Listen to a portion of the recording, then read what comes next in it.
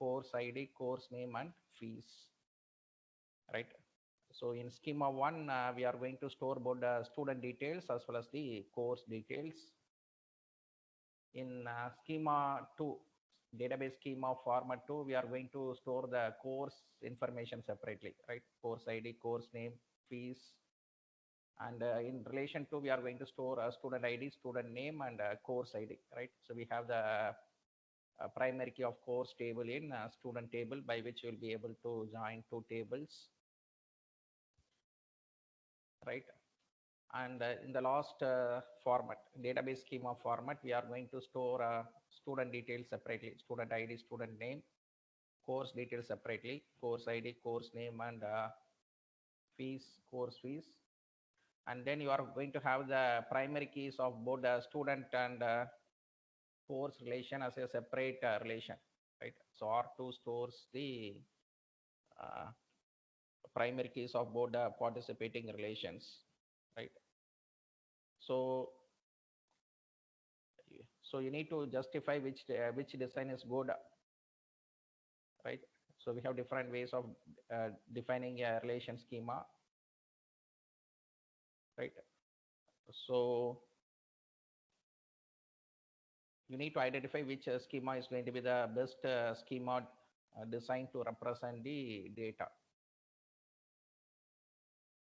Format 3. Format 3, correct. So can you justify it? Because if we use format 1, sir, we'll store the course name and course ID redundantly.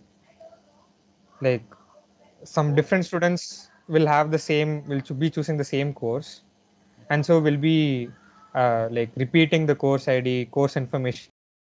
right? And in the second data also, um, Also, I think second data. inconsistency will be there. If you want to change some, let's say, subject, then we can just change in one schema and don't have to change the mapping to the course. Mhm. So inconsistency can be reduced using the third method. Right. So the Udit Kumar, right? So the answer was correct. The third schema is the best way to represent the database schema for student and course. So we'll study why we say the third schema representation is very good. So generally, in this topic, database design using normalization, we'll study normalization. Normalization, the objective is to eliminate redundancy, and it ensures that there is no anomaly, right? So we'll study about insert anomaly, delete anomaly, and update anomaly in today's class with some example. So what I mean by normalization?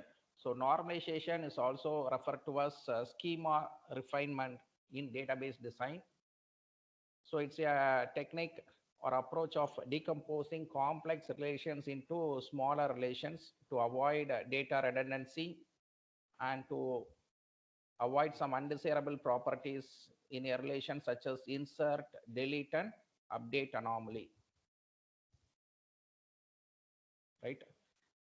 So whenever you need to go for a database schema refinement, the best way is to go for a decomposition, right? So the objective of normalization is to eliminate redundancy. So you all know redundancy, definition for redundancy, it's repetition of data. So you are having some duplicate copies of data stored in different locations. It is data redundancy and it should be avoided. And the next thing is that it is used to ensure that the data dependency makes some sense. The data is logically